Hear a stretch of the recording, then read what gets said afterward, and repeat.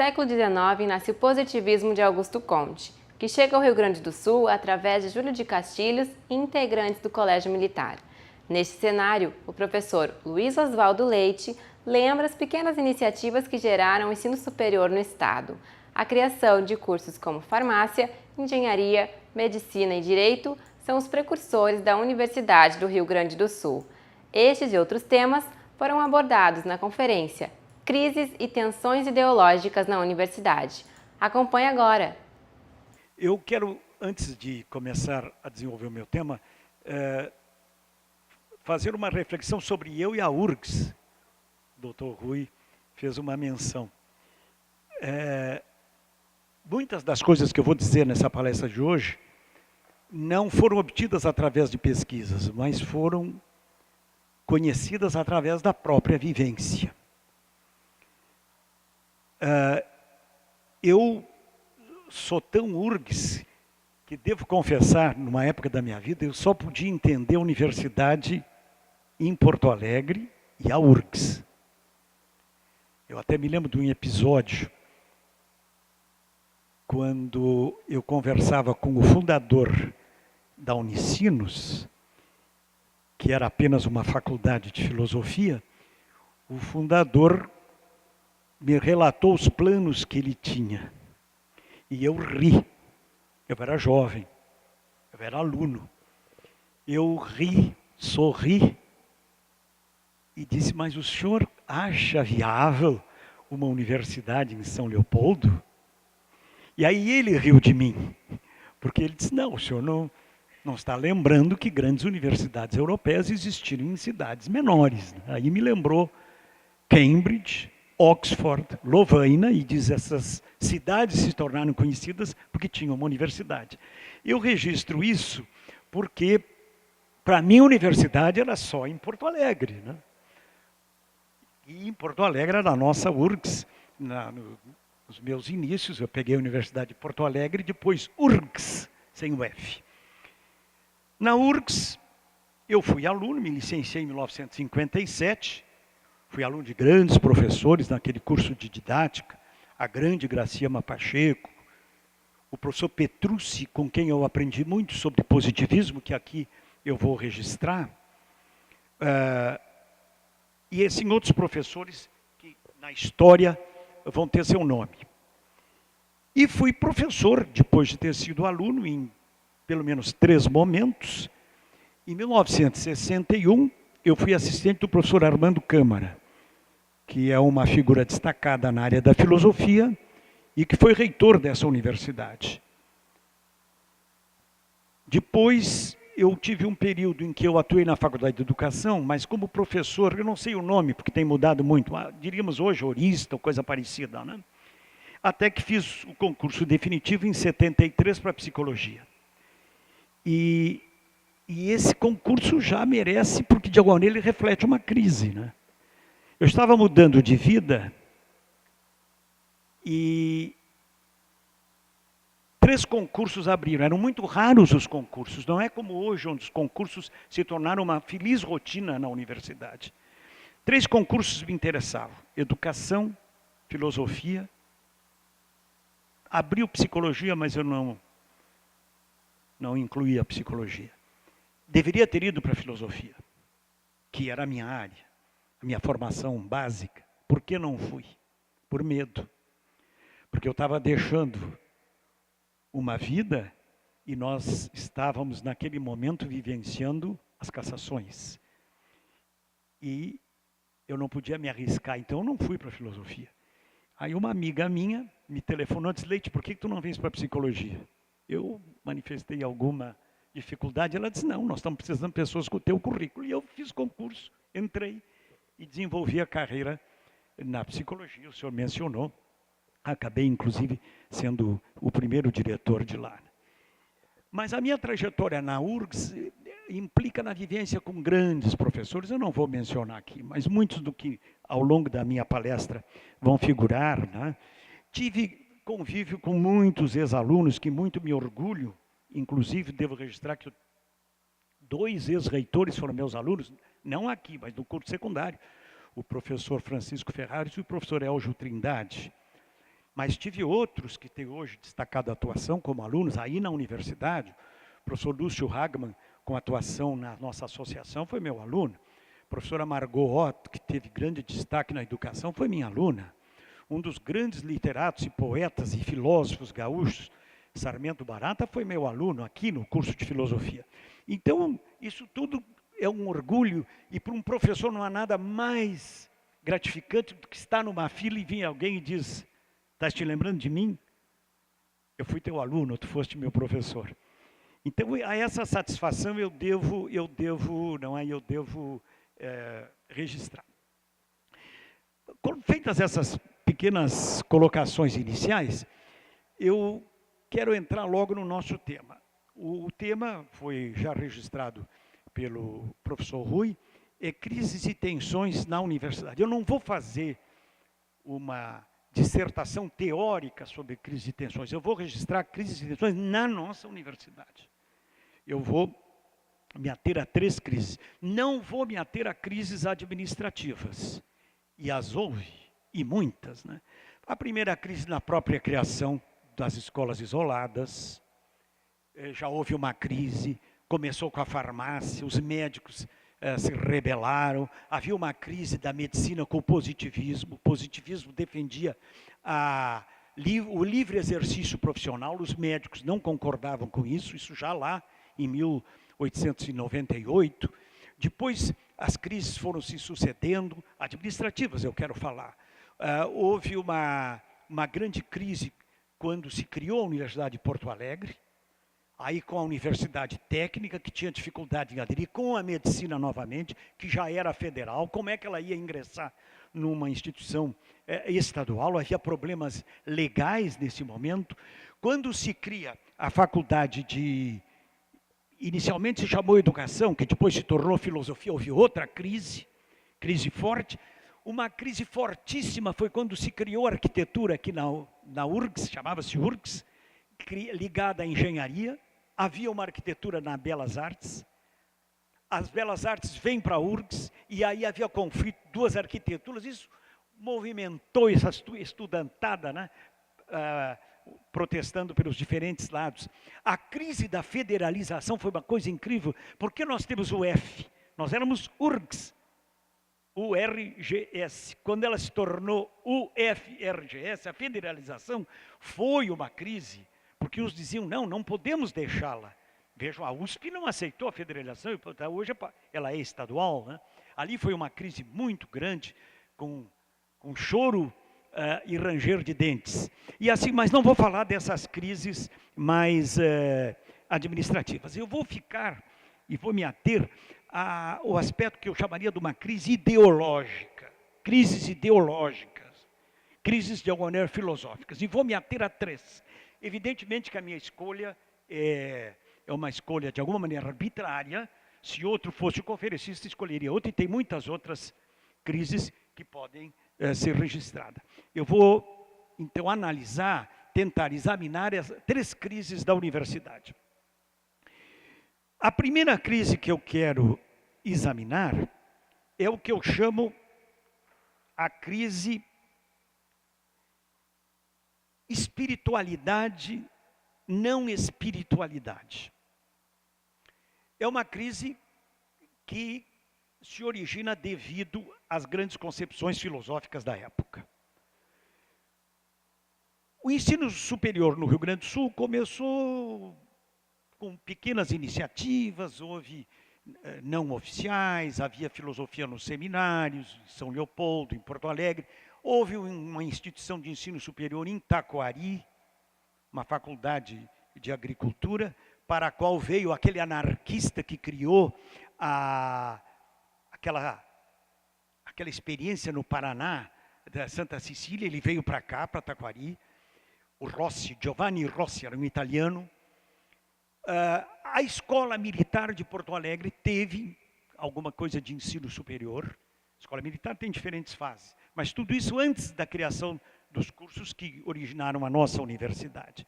Então havia, de alguma maneira, algum ensino superior. Quando, em 95, se cria a farmácia, ligada à qual estava o Instituto de Química, em 96 a engenharia, 98 a medicina e em 1900 o direito. A engenharia é importante porque a engenharia nasce do pensamento positivista. Principalmente, ela nasce pela contribuição dos militares, vindos da escola militar, que traziam o conhecimento do positivismo a partir do centro do país. Não esqueçamos, a República, o grande movimento republicano, nasce com o pensamento positivista. Então, aqueles militares, vejo o grande número de militares que esteve presente no movimento republicano, né? Aqueles militares aqui em Porto Alegre difundiram muito o positivismo e uma corrente semelhante ao positivismo que é importante aqui registrar, que é o spencerismo, a filosofia de Spencer. Aqui no Colégio Militar havia, eu vou citar um grande teórico, um coronel que chamava-se Rodolfo Paul Brasil. Ele reunia os jovens, eles iam fazer seminários em pensões, em casas de família, difundindo o positivismo, mas mais que o positivismo, o spencerismo. Então era muito forte o positivismo, não esquecendo que o Júlio de Castilho, que é uma figura importante, vai estudar em São Paulo.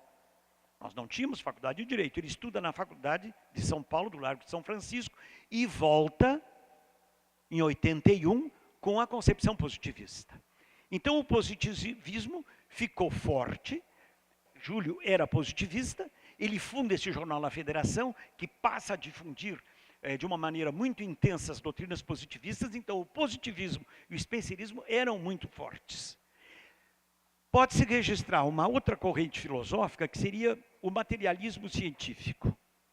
Já em 1875, houve uma figura muito destacada, o Araújo Ribeiro.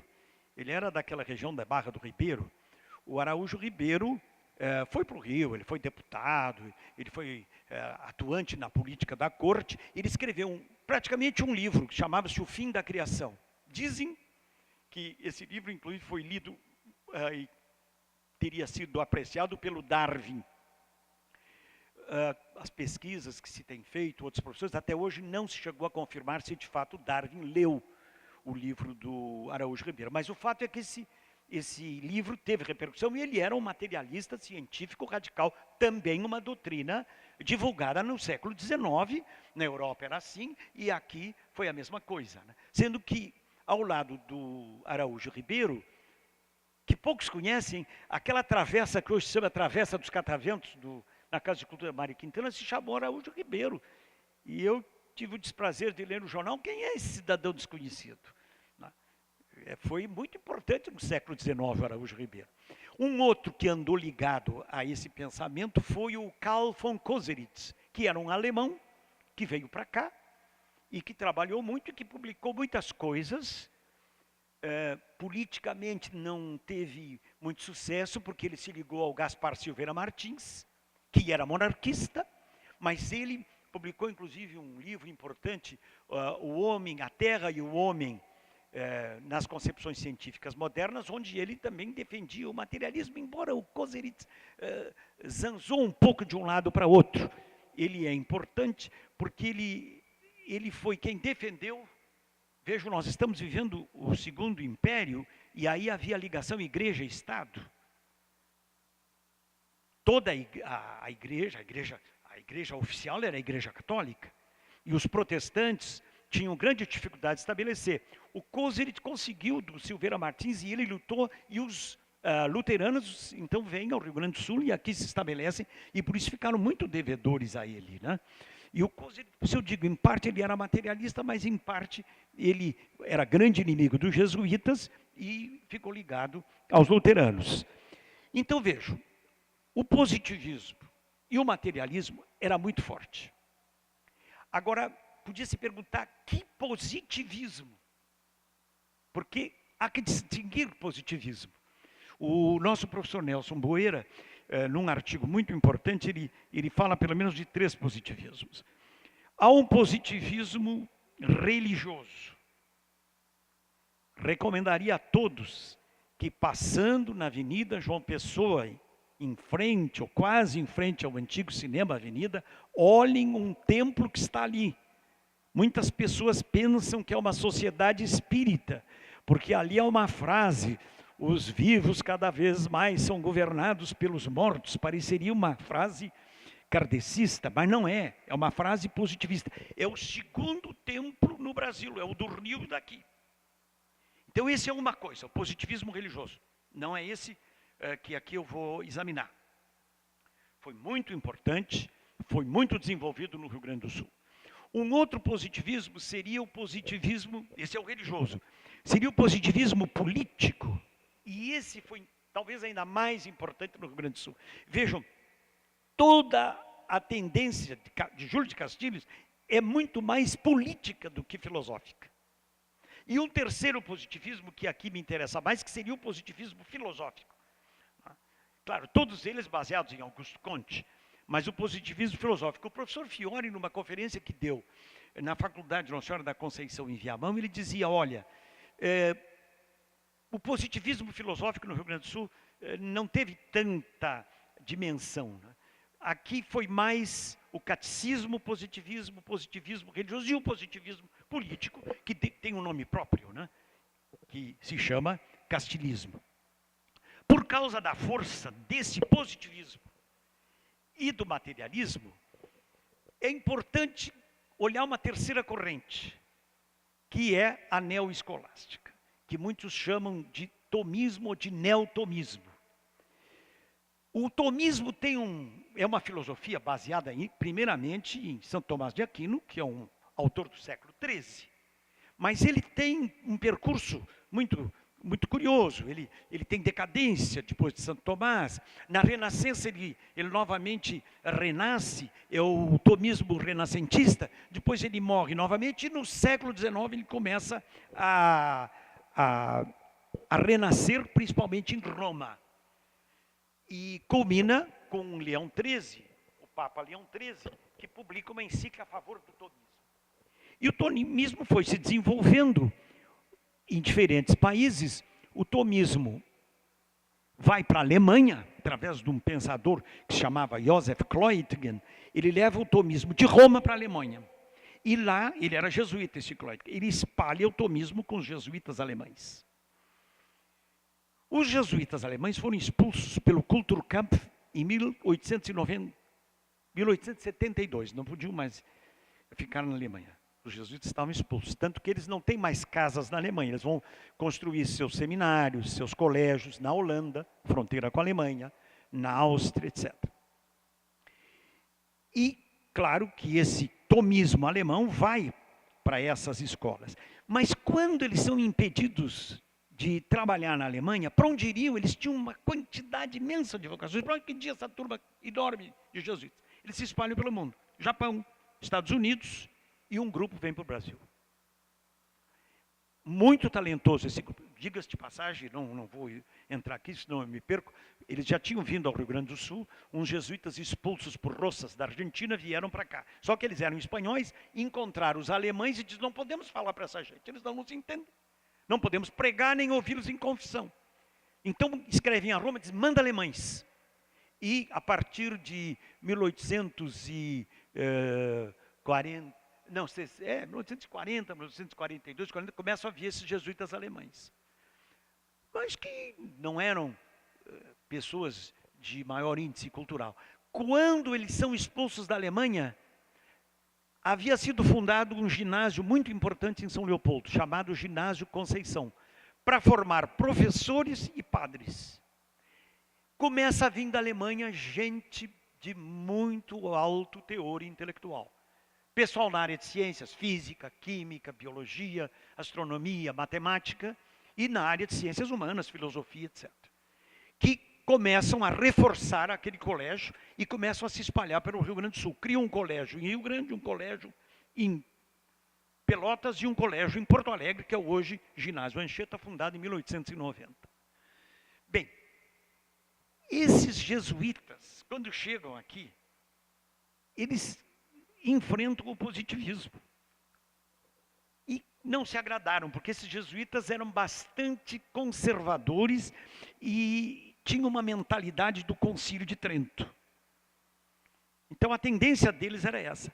Mas a situação era um pouco curiosa em relação ao catolicismo. O catolicismo rio-grandense, sul-rio-grandense, era o catolicismo português, ou açoriano português, que é um catolicismo folclórico, de procissões, de festas. A festa do Divino na Praça da Matriz era um acontecimento. A gente até tem pena de ver a igrejinha aqui hoje, muito pequenininha, no Parque Farroupilha, né? Porque lá na Praça da Matriz, aquilo era o grande acontecimento da cidade. Era o catolicismo português. E os positivistas, aí vem um outro detalhe. É muito curioso e a contraste. Augusto Conte e os positivistas sempre gostaram dos jesuítas. Chegando a ponto do Augusto Conte mandar um emissário a Roma falar com o geral dos jesuítas, queria fazer uma aliança positivismo e jesuítas para a divulgação da religião da humanidade. Que o geral dos jesuítas fez corpo mole e não se concretizou. Mas isso teve reflexo no Rio Grande do Sul. Aqui, a igreja, no início, aqui não havia bispado no Rio Grande do Sul. O bispado era Rio de Janeiro. Com a Revolução Farroupilha se criou um problema sério, porque foi um cisma. Como a igreja estava ligada ao Estado e ia se separar o Rio Grande do Sul, criou um cisma. E isso fez com que as autoridades do Império dissessem, não, tem que dar um jeito. Criaram, então, um bispado aqui. Dom Feliciano foram buscar, porque quem ia pegar de padre? Todo mundo tinha lutado na Revolução contra o Império. Mas acharam um velho padre lá em Encruzilhada do Sul, fazendeiro, velho, 72 anos, e ele ficou bispo. Mas era velho, morreu 5 anos depois, aí trouxeram um baiano. Apesar desse baiano ser muito radical, ele tinha sido sagrado por Pio IX, o homem dos sílabos, o homem do quanta cura. Apesar disso, houve uma relação boa com os positivistas. Por quê? Por causa do ensino. Os positivistas eram muito favoráveis e estavam muito preocupados com o ensino que não tínhamos. O Rio Grande do Sul estava muito atrasado em relação ao resto do Brasil.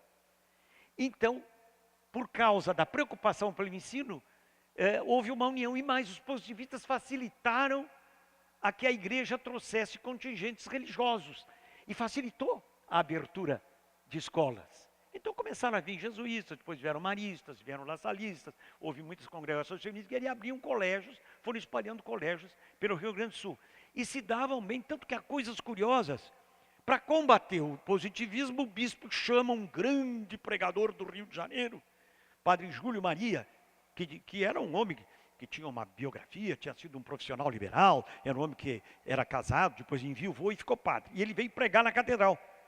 Quem que vai assistir, entre outros? Júlio de Castilhos, o grande chefe positivista com todo o seu staff, iam assistir às pregações, e evidentemente também atacando o materialismo, o agnosticismo, etc. E eles assistiam ali, para provar que havia uma relação relativamente boa. Mas aqueles jesuítas não engoliram tanto essa aproximação. E um jesuíta muito culto, chamava Padre Gustavo Locher. Esse homem estava em Pelotas e escreve um livro que vocês podem encontrar porque ele foi reeditado, que se chama Vademecum Filosófico. Ele publicou esse livro em 1898. O Vademecum Filosófico é o que o nome diz, é um compêndio com principais assuntos filosóficos. Mas há um assunto ali que aqui nós temos que destacar. Há uma forte crítica ao positivismo. Mas vejam bem, ao positivismo filosófico e ao materialismo científico que então vigorava. Esse livro provocou no Rio Grande do Sul uma grande celeuma. O pessoal pronunciava mal, ele é Locher, dizia um Padre Padre Locher. O Alcides Maia, o primeiro gaúcho que vai à Academia Brasileira, escreve artigos do Correio do Povo atacando esse padre, que chamaram então de tudo, né? E secunda o Alcides Maia, o Carlos Massimiliano, um grande jurista gaúcho que também ataca. O Alcides Maia não era bem positivista, ele era mais spencerista, ele inclusive prometeu um livro que ninguém achou até hoje. Não se sabe se ele escreveu. Aliás, Alcides Maia costumava fazer isso. Ele prometeu muitos livros que ele não escreveu. Mas também não se sabe, porque ele pediu para a mulher, quando eu morrer, destrói tudo. E ela seguiu o conselho dele. destruiu a quantidade de livros que ele tinha emprestado. Talvez esse sobre Spencer, eu teria uma vontade imensa que esse livro existisse, mas não encontrei. Se alguém souber do livro, nos avise aí, vamos tentar republicá-lo, né? Então, uma grande discussão em torno desse livro do Padre Locher. Coincide com isso a abertura do seminário, que eu recomendo a todos olhar. Atrás da catedral tem um prédio que o Fernando Corona, professor dessa universidade, um homem de esquerda marxista, diz que é o prédio mais lindo da nossa capital, que é o antigo seminário. Foi inaugurado em 1890. E o bispo não sabia o que fazer. Chama os jesuítas alemães com grande reprovação do seu clero, traz esses jesuítas para o seminário, em 1890. O reitor era homem da filosofia, chamava-se Jacofé, ele dava todas as aulas de filosofia. O Locher vem para o seminário lecionar. E tinha um outro que é importante, uma vez que falamos da universidade, chamava-se Padre Ambrósio Schupp. Para vocês verem as relações curiosas, o Padre Ambrósio Schupp, uns acham que foi o maior intelectual vindo da Alemanha. Ele foi poeta, ele foi teatrólogo e foi um grande cientista, um grande biólogo. Uns o consideram o pai da biologia no Rio Grande do Sul. Quando se funda a escola de engenharia, os positivistas, na maioria militares, convidam quem para fazer parte do corpo docente? O Padre Ambrósio Schupp. Você assistiu à primeira parte da conferência Crises e Tensões Ideológicas na Universidade, com o professor Luiz Oswaldo Leite. Na semana que vem, você assiste a segunda parte dessa palestra. Obrigado pela companhia e até a próxima!